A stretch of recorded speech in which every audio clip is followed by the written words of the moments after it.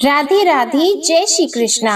आप सभी का दिन शुभ और मंगलमय हो और भगवान श्री नारायण की कृपा आप पर सदा बनी रहे। आज सुनिए वैशाख मास महात्म्य का अध्याय 2। इसी के साथ आप सुनेंगे वैशाख मास में सुनी जाने वाली बांदरी की कहानी और विष्णु चालीसा का पाठ। आज के अध्याय में आप सुनेंगे छत्र दान से हेमकांत के उद्धार का वर्णन।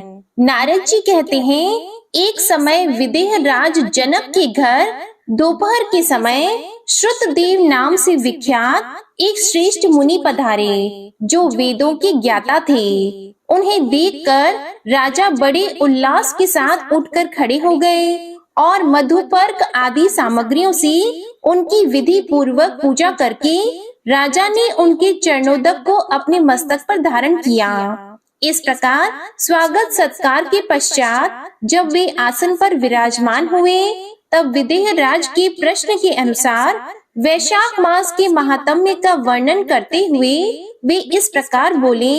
श्रुतदेव ने कहा, राजन, जो लोग वैशाख मास में धूप से संतप्त होने वाले महात्मा पुरुषों के ऊपर छाता लगाते हैं, उन्हें अनंत पुण्य की प्राप्ति होती है। इस विषय में एक प्राचीन इतिहास का उदाहरण दिया करते हैं। पहले वंग देश में हेमकांत नाम से विख्यात एक राजा थे। वे कुशकेतु के पुत्र, परम बुद्धिमान और शस्त्रधारियों में श्रेष्ठ थे।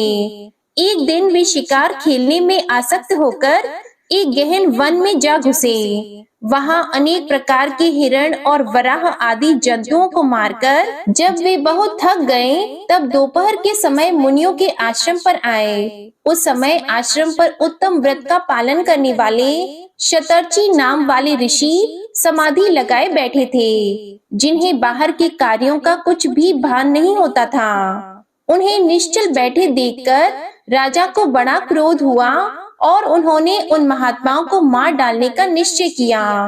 तब उन ऋषियों के 10,000 शिष्यों ने राजा को मना करते हुए कहा, ओ खोटी बुद्धि वाले नरेश, हमारे गुरु लोग इस समय समाधि में स्थित हैं। बाहर कहाँ क्या हो रहा है, इसको ये नहीं जानते, इसलिए इन पर तुम्हें क्रोध नहीं करना चाहिए। तब राजा ने क्रोध से विह्वल होकर शिष्यों से कहा, द्विज कुमारों, मैं रास्ते से थका मांदा यहाँ आया हूँ, इसलिए तुम ही लोग मेरा आतिथ्य करो। राजा के ऐसा कहने पर वे शिष्य बोले, हम लोग भिक्षा मांगकर खाने वाले हैं। गुरुजनों ने हमें किसी के आतिथ्य के लिए आज्ञा नहीं दी है। हम सर्वथा गुरु के अधीन हैं, इसलिए तुम्हारा आतिथ्य कैसे कर सकते हैं? शिष्यों का ये कोरा उत्तर पाकर राजा ने उन्हें मारने के लिए धनुष उठाया और इस प्रकार कहा, मैंने हिंसक जीवों और लुटेरों के भय आदि से जिनकी अनेकों बार रक्षा की है, जो मेरे दिए हुए दानों पर ही पलते हैं,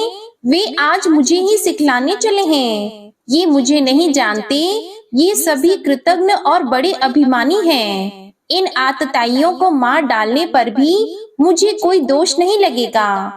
ऐसा कहकर वे कुपित होकर धनुष से बाण छोड़ने लगे। बेचारे शिष्य आश्रम छोड़कर भय से भाग चले। भागने पर भी हेमकांत ने उनका पीछा किया और 300 शिष्यों को मार डाला। शिष्यों के भाग जाने पर आश्रम पर जो कुछ सामग्री थी, उसे राजा के पाप आत्मा सैनिकों ने लूट लिया। राजा के अनुमोदन से ही उन्होंने वहां इच्छा अनुसार भोजन किया। इसके बाद दिन बीतते बीतते राजा सेना के साथ अपनी पुरी में आ गए। राजा कुशकेतु ने जब अपने पुत्र का यह अन्यायपूर्ण कार्य सुना, तब उसे राज्य करने के अयोग्य जानकर उसकी निंदा करते हुए उसे देश निकाला दे दिया। पिता के त्याग देने पर हेमकांत घने वन में चला गया। वहां उसने बहुत वर्षों तक निवास किया। ब्रह्म हत्या उसका सदा पीछा करती रहती थी, इसलिए वह कहीं भी स्थिरता पूर्वक रह नहीं पाता था। इस प्रकार उस दुष्टात्मा के 28 वर्ष व्यतीत हो गए। एक दिन वैशाख मास में जब दोपहर का समय हो रहा था, महामुनि त्रित तीर्थ यात्रा के प्रसंग से उस वन में आए। वे धूप से अत्यंत संतप्त और तृषा से बहुत पीड़ित थे, इसलिए किसी वृक्षहीन प्रदेश में मूर्छित होकर गिर पड़े। देव योग से हेमकांत उधर आ निकला।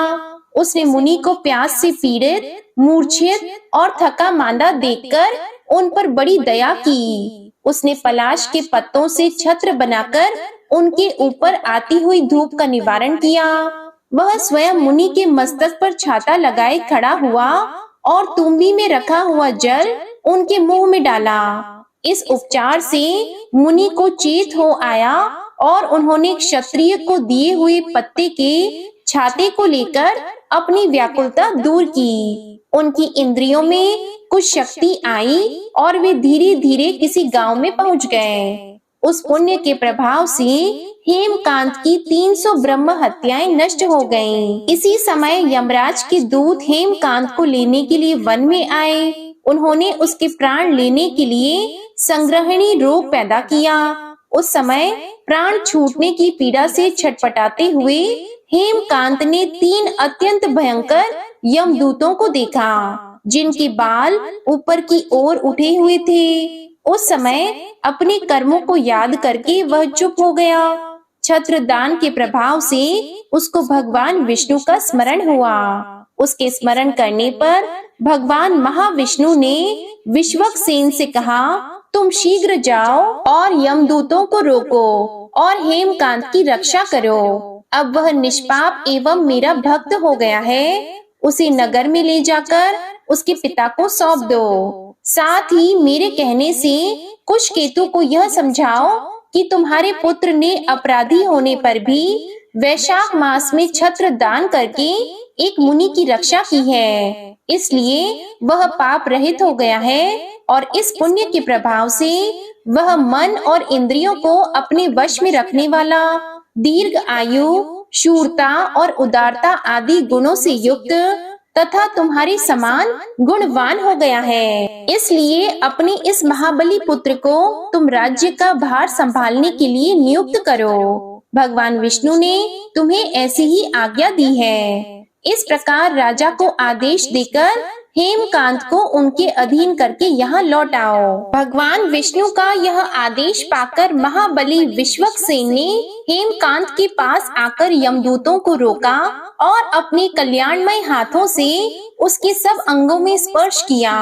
भगवत भक्त के स्पर्श से हेमकांत की सारी व्याधि क्षण भर में दूर हो गई। इसके बाद विश्वक्सेन उसके साथ राजा की पुरी में गए। उन्हें देखकर महाराज कुशकेतु ने आश्चर्य युक्त होकर भक्ति पूर्वक मस्तक झुकाकर पृथ्वी पर साष्टांग प्रणाम किया और भगवान के पार्षद का अपने घर में प्रवेश कराया। वहां नाना प्रकार के स्तोत्रों से इनकी स्तुति तथा वैभवों से उनका पूजन किया। इसके बाद महाबली विश्वक्सेन ने अत्यंत प्रसन्न होकर राजा को हेमकांत के विषय में भगवान विष्णु ने जो संदेश दिया था वह सब कह सुनाया। उसे सुनकर कुशकेतु ने पुत्र को राज्य पर बिठा दिया और स्वयं विश्वक्सेन की आज्ञा लेकर उन्होंने पत्नी सहित वन को प्रस्थान किया। इसके बाद महामना विश्वक्सेन हेमकांत से पूछकर और उसकी प्रशंसा करके श्वेत द्वीप में भगवान विष्णु के पास चले गए। तब से राजा हेमकांत वैशाख मास में बताए हुए भगवान की प्रसन्नता को बढ़ाने वाले शुभ धर्मों का प्रति वर्ष पालन करने लगे। वे ब्राह्मण भक्त, धर्मनिष्ठ, शांत, जितेंद्रिय, सब प्राणियों के प्रति दयालु और संपूर्ण यज्ञों की दीक्षा में स्थित रहकर सब प्रकार की संपदाओं से संपन्न हो गए। उन्होंने पुत्र पौत्र आदि के साथ समस्त भोगों का उपभोग करके भगवान विष्णु का लोक प्राप्त किया। वैशाख सुख से साध्य अतिशय पुण्य प्रदान करने वाला मास है। पाप रूपी ईंधन को अग्नि की भांति जलाने वाला, परम सुलभ तथा धर्म, अर्थ, काम और मोक्ष चारों पुरुषार्थों को देने वाला मास कहा जाता है। जय श्री कृष्णा। अब सुनिए बंदरी की कहानी। एक बार एक राजा था। वह वैशाख मास में प्रतिदिन ब्रह्म मुहूर्त में उठकर गंगा जी में स्नान किया करता था। राजा का आदेश था कि मुझसे पहले गंगा जी में कोई भी स्नान नहीं करेगा। राजा जब गंगा जी में स्नान करने जाते तो उन्हें प्रतिदिन शांत जल की जगह पर हिलता हुआ जल दिखाई देता। तब राजा को संदेह हुआ कि निश्चय ही कोई मुझसे पहले आकर स्नान करके चला जाता है। इसलिए राजा ने नदी के तट पर पहरेदार बिठा दिए। गंगा जी के तट पर एक वृक्ष था, उस पर एक बंदरिया रहा करती थी। वह हर दिन राजा के स्नान करने से पहले ही स्नान करके वृक्ष पर चढ़कर बैठ जाती थी। इस प्रकार होते होते पूरा वैशाख मास बीत गया, किंतु अंतिम दिन राजा के सिपाहियों ने देख लिया और उस बंदरिया को पकड़कर राजा के पास ले गए और कहने लगे कि महाराज, यही वो बंदरिया है जो आपसे पहले प्रतिदिन गंगा जी में स्नान करती है। उधर राजा की प्रतिज्ञा यह थी कि अगर कोई भी स्त्री मुझसे पहले स्नान करती होगी तो मैं इससे विवाह कर लूंगा। इसलिए अब अपनी प्रतिज्ञा के अनुसार राजा को उस बंदरिया के साथ ही विवाह करना पड़ा।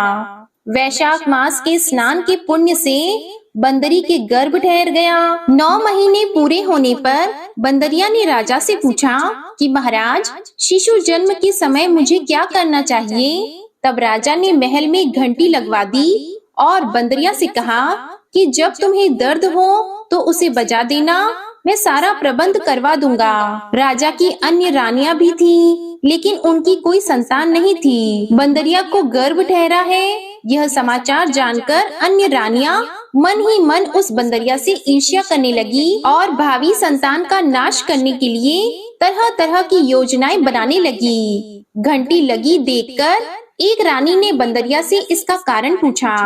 तब उसने सारा वृतांत सुना दिया। रानी ने बहकाया कि एक बार घंटी बजाकर देख तो ले कि राजा आते भी हैं या नहीं। तो बंदरी ने घंटी बजाई। राजा दौड़े दौड़े महल में आए और घंटी बजने का कारण पूछा। तब बंदरिया बोली, महाराज, मैंने तो रानियों के कहने से ही घंटी बजाई थी। तब रानियों ने राजा से कहा कि महाराज, ये तो पशु है, न जाने कितनी बार घंटी बजाएगी। ऐसा कहकर रानियों ने राजा से कहकर उस घंटी को हटवा दिया। कुछ दिनों के बाद बंदरिया के शिशु का जन्म का समय आया तो उसने अन्य रानियों से पूछा कि रानियों, अब मैं क्या करूं?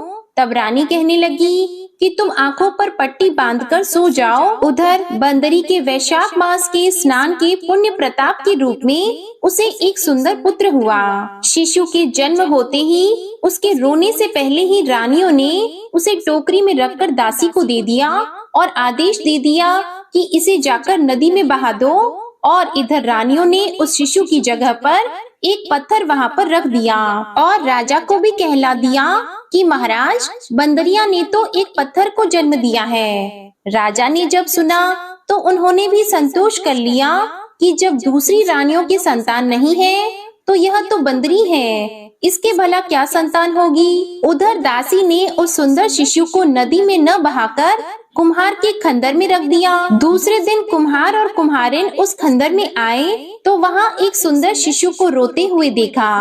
कुम्हार और कुम्हारिन भी निसंतान थे।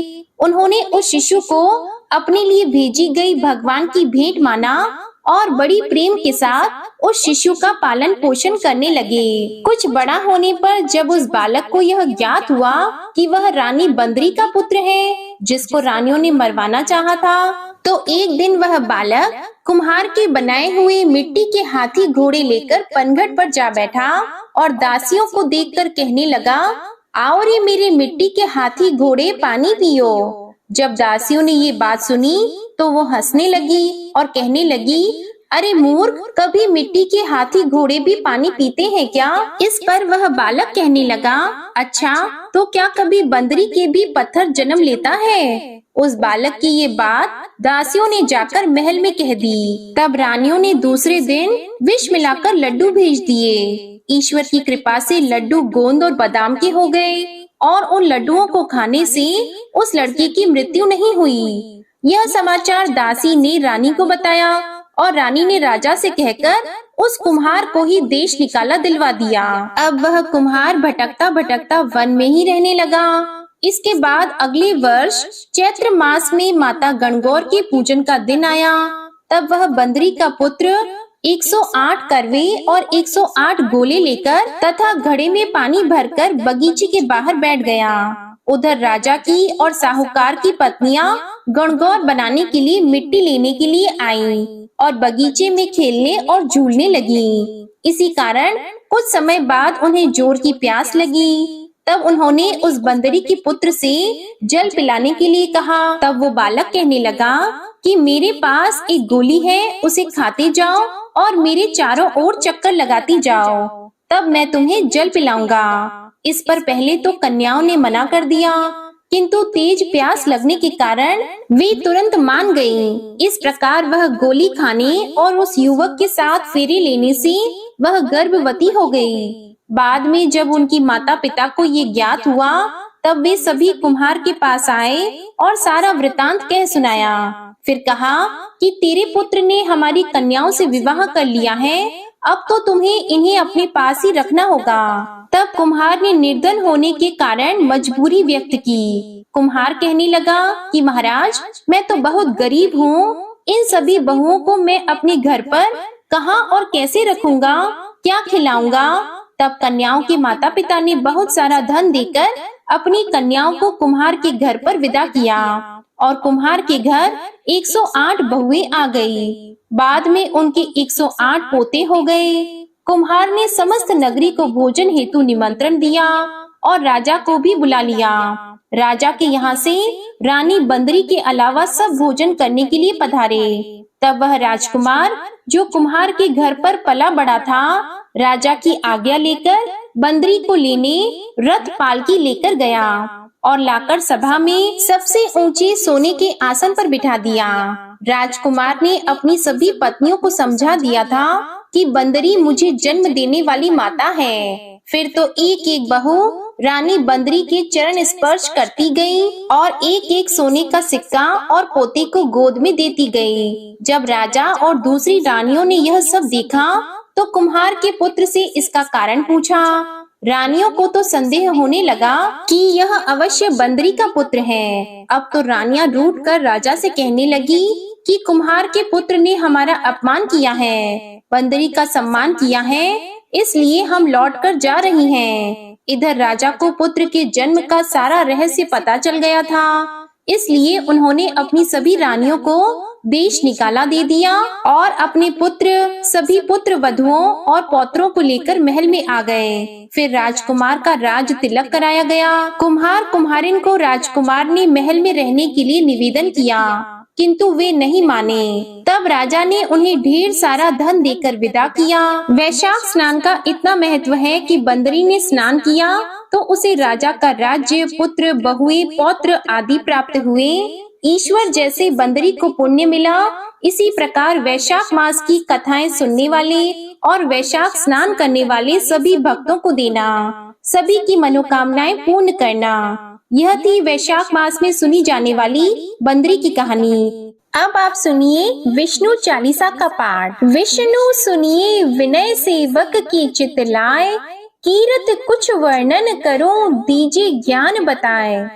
नमो विष्णु भगवान खरारी, कष्ट नशावन अखिल बिहारी। प्रबल जगत में शक्ति तुम्हारी, त्रिभुवन फैल रही उजियारी। सुंदर रूप मनोहर सूरत, सरल स्वभाव मोहनी मूरत। तन पर पीतांबर अति सोहत, बैजंती माला मन मोहत। शंख चक्र कर गदा विराजे, देखत दैत्य असुर दल भाजे। सत्य धर्म मद लोभन गाजे, काम क्रोध मद लोभ न छाजी। संत भक्त सज्जन मन रंजन, दनुज असुर दुष्टन दल गंजन। सुख उपजाय कष्ट सब भंजन, दोष मिटाय करत जन सज्जन। पाप काट भव सिंधु उतारण, कष्ट नाश कर भक्त उबारण। करत अनेक रूप प्रभु धारण, केवल आप भक्ति के कारण। धरणी धेनु बन तुम ही पुकारा, तब तुम रूप राम का धारा। भार उतार असुर दल मारा, रावण आदिक को संहारा। आप वराह रूप बनाया, हिरण्याक्ष को मार गिराया। धर्मस्य तन सिंधु बनाया, 14 रत्नन को निकलाया। अमिलख असुरन द्वंद मचाया, रूप मोहिनी आप दिखाया। देवों को अमृत पान कराया, असुरन को छवि से बहलाया। कूर्म रूप धर सिंधु मझाया, मंदराचल गिरि तुरत उठाया। शंकर का तुम फंद छुड़ाया, भस्मासुर को रूप दिखाया। वेदन को जब असुर डुबाया, कर प्रबंध उन्हें ढूंढवाया। मोहित बन कर खल ही नचाया, उस ही कर से भस्म कराया। असुर जलंधर अति बलदाई, शंकर से उनकी न लड़ाई।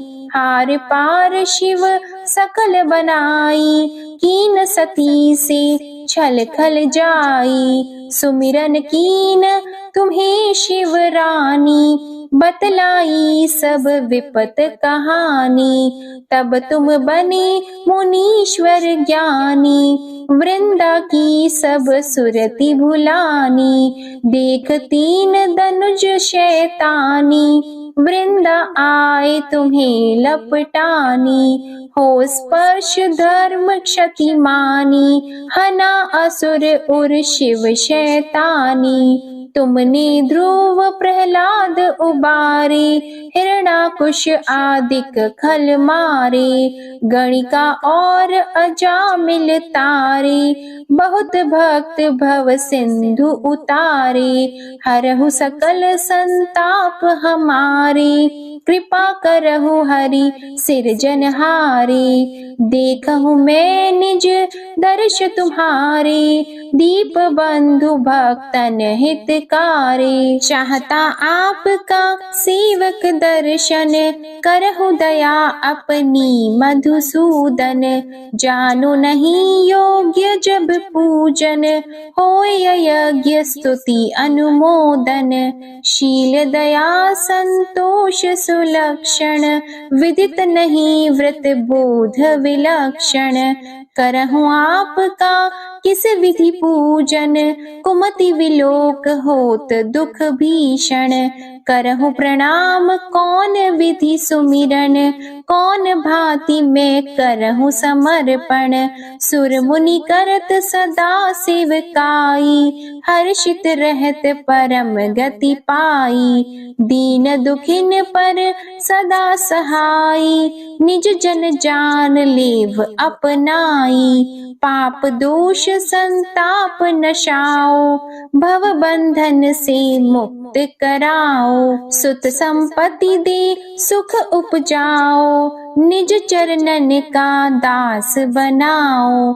निगम सदा ये विनय सुनावे, पढ़े सुने सो जन सुख पावे। श्री विष्णु चालीसा समाप्त होती है। प्रेम से बोलिए भगवान विष्णु और माता लक्ष्मी की जय। आपको आज की कथा पसंद आए तो वीडियो को लाइक कीजिएगा, शेयर कीजिएगा, कमेंट में भगवान विष्णु जी और माता लक्ष्मी जी की जय लिखिएगा और चैनल को भी सब्सक्राइब कीजिएगा।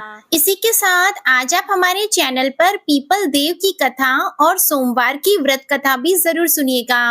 प्रेम से बोलिए श्री हरि विष्णु जी की जय।